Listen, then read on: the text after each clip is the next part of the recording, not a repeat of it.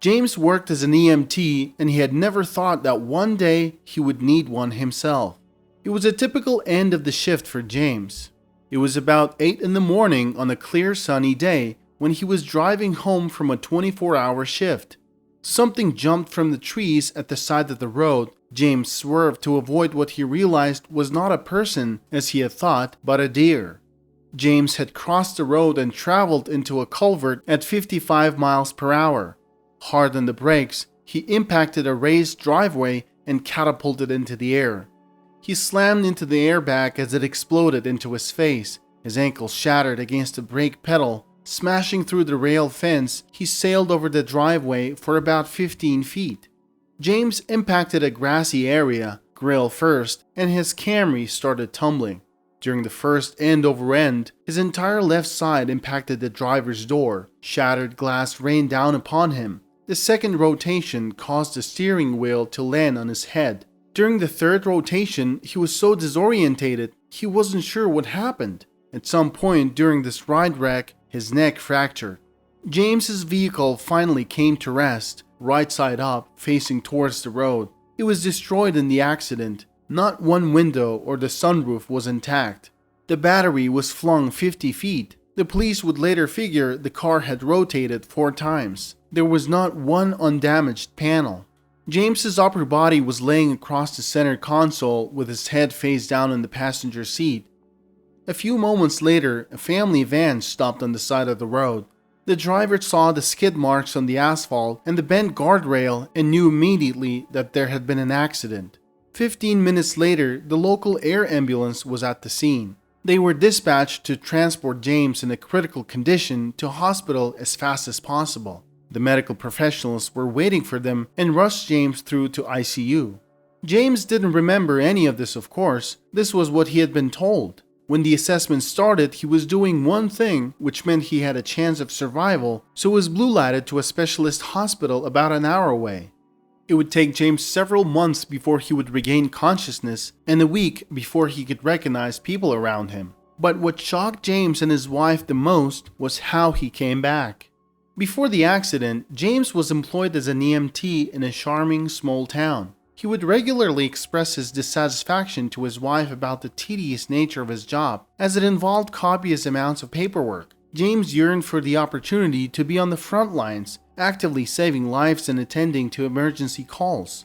As time went on, James's longing for action was eventually fulfilled. He found himself responding to a major incident, which put his skills to the ultimate test. This experience not only made him realize the value of the boring aspects of his job, but also deepened his understanding of how those administrative tasks contributed to the overall efficiency of the emergency response system. Conversely, James understood that a lack of calls signified no emergencies, and thus no danger for the people in his community. At times, the idea of longing for action seemed paradoxical to him, as he was aware that a peaceful and safe environment meant there would be no need for urgent interventions.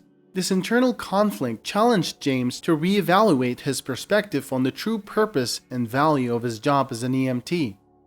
Before embarking on his career as an EMT, James had worked in a fast food restaurant. After marrying his wife Luna, he decided to pursue a certification as an EMT. The process took him only 3 months, and upon completion, he found himself earning $5 more per hour compared to his previous job. This significant pay raise came from a relatively easy-to-obtain certification, and James was delighted to secure a full-time position just a week after graduation. However, the real financial advantage for James lay in the overtime hours he worked, which greatly contributed to his overall income and job satisfaction. The work wasn't very difficult. Vast majority of calls just needed a ride to the ER. He also had plenty of shifts where he got to relax or nap for a decent chunk of the shift. James often picked up extra shifts. There was always someone calling out. He wasn't getting extremely rich, but it was a decent living in a respected career that didn't take long to get into. James loved his job and knew it was a responsible job. Every second could make the biggest and most important difference. Majority of shifts weren't bad, but there was always the possibility of having that call that he would remember for years. In his 15 years of career as an EMT, he had saved a lot of people. He also remembered some of the toughest cases. He remembered clearly the first ever patient that he lost. He was an elderly man who was having an asthma attack. That day, they spent too much time on the scene. 10 seconds after placing the man in the back of the ambulance, James watched him take his last breath. This was his very first cardiac arrest as a paramedic. Even with the help of firefighters, they were unable to resuscitate him. It happened at the beginning of his career, and James always kicked himself for not having more experience. He thought he could possibly do things differently, but as the attending physician at the hospital once told him, "When it's your time to go, it's your time to go." This case continued to haunt James, frequently leaving him feeling depressed and overwhelmed by the memory. The other case that he couldn't shake off his mind was when the relationship with his wife was a bit rocky. They were living in a trailer and struggling financially. But the biggest reason for arguing was the fact that the couple had been trying to have a baby, but it wasn't working out. At the time, James was drinking more than he should have. That day, it was 30 minutes prior to the end of his shift. As he was playing pool with the firefighter, the tones dropped for a shooting. They arrived on scene just after the police to find a young woman sitting on the front porch crying. Apparently, she had argued with her boyfriend who had recently moved in with her. Then she went to visit a friend to cool down and came home to find him dead. It was a self-inflicted gunshot wound to the head. James had to see the young man lying on the ground lifeless and confirm death for the police. James and his girlfriend were about the same age as them. That evening, he went back to the trailer and hugged his girlfriend for 15 minutes, sobbing. It was a turning point in his life. From that day on, he realized that life is so fragile and can be taken away any minute. Determined to make a positive change, James pulled himself together and quit drinking. He and Luna shared the dream of having a baby together. 2 years later, the young couple took another significant step forward by moving into a cozy little house, making it a warm and welcoming home in anticipation of starting a family. However, even after 5 years of trying, James and Luna still found themselves unable to conceive a child. This challenging situation tested the resilience of their relationship and forced them to confront the reality that their dream might not come to fruition. That fateful day of the accident, James had another fight with his wife. In the heat of emotions, he said to Luna that there was no point in living if he couldn't have a baby. That same day, he would get into an accident and go into a coma. The hallway of the hospital was busy with medical workers rushing from room to room. The consultants had previously warned James' parents to prepare for their son as being unable to walk, talk, or even identify them again. Once inside the specialist hospital, James was plugged into a life support machine, which was where he stayed unconscious. The moment the medical professionals had to usher his parents out of the room due to the fact that they thought they were going to lose him, James remembered looking down on himself. He saw that there were several people working around his bed, but it was completely peaceful where he was. It was like looking through a wide aperture in that there was a lot of light present, but the focus was soft. James was aware, but curiously removed from what was going on. In those moments, he was one step removed from everyday reality, just observing. There was no pressure from anything, no obligation to be anywhere or do anything. Time became an irrelevant concept. It just didn't matter anymore. James remembered to his left was the most pure and nourishing white light coming from a window. He could feel like he could move towards whatever he looked at and directed his thoughts at. He looked at the doctors working around his body and looked at the source of light again. He had a feeling he wanted to see what was beyond it. All it took was just a thought and he started floating towards the light. When he passed a thick layer of white light, it dissipated and he saw an old man sitting on the bench in the park. James recognized the man. It was the same man who had died from cardiac arrest. He was smiling at James and telling him that what the physician told him was true. When it's your time to go, it's your time to go. James smiled back at the old man and asked, "Is it my time to go? Do you know?" At that moment, the old man just stood up from the bench and walked away. James felt weak and lost. He had a feeling that it was indeed his time to go. He looked around trying to find the source of white light. It was gone. Meanwhile, in the physical world, doctors were shrugging their shoulders. It had been a month since James was in a coma. The doctors told James's parents and wife that they're monitoring his state and will let them know if anything changes. Luna found herself gradually succumbing to depression. Each morning, she anxiously awaited news about her husband. She hoped for updates that he had regained consciousness, yet simultaneously dreaded the possibility of receiving devastating news. However, on that particular Sunday morning, fate had a different plan for her. Luna awoke around 6 a.m., disturbed by a lingering sensation of nausea. The feeling intensified, prompting her to believe she would vomit at any moment. She quickly rose and dashed to the bathroom. After several minutes of retching, however, nothing came out. Luna was worried. She thought she had messed up her stomach by not eating properly recently. She spent the entire morning in bed, feeling utterly drained. In the afternoon, she decided to drive to the hospital. Sitting beside James, she gently held his hand. It was quiet in the room. Luna gazed at her husband for a long time, tears streaming down her face as she reflected on the days when they used to argue. The memory of their last argument remained etched in her mind, and she replayed the scenes over and over, causing her tears to flow even more freely. That day, Luna decided to spend the night at the hospital. Consumed by loneliness, she found the thought of returning to an empty home unbearable. In the meantime, James experienced a vivid dream in which he found himself wandering through a vast desert.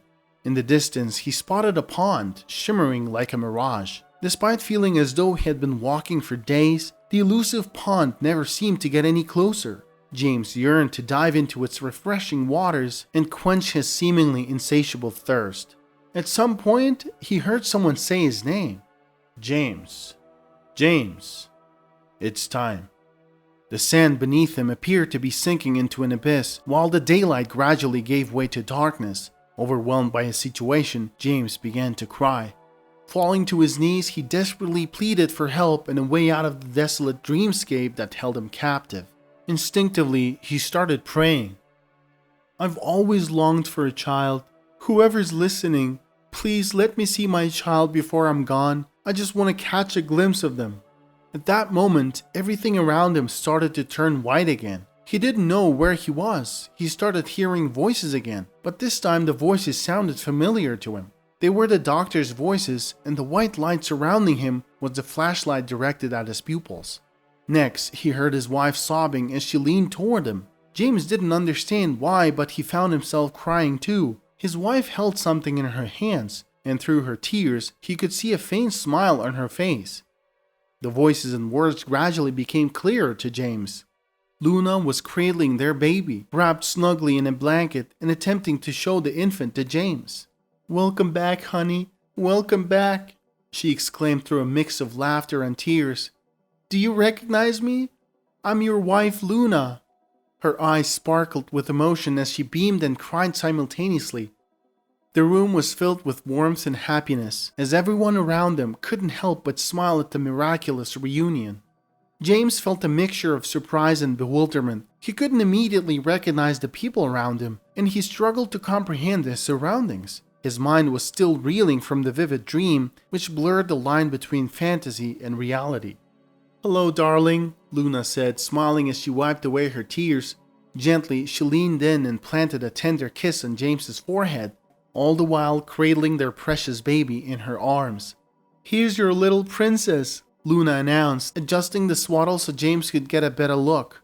Overwhelmed with emotion, James was unable to hold back his tears. His face contorted as he wept silently, too weak to make any sounds or utter a single word. Luna tenderly stroked James's cheek, her gaze switching between her husband and their newborn daughter as he continued to cry.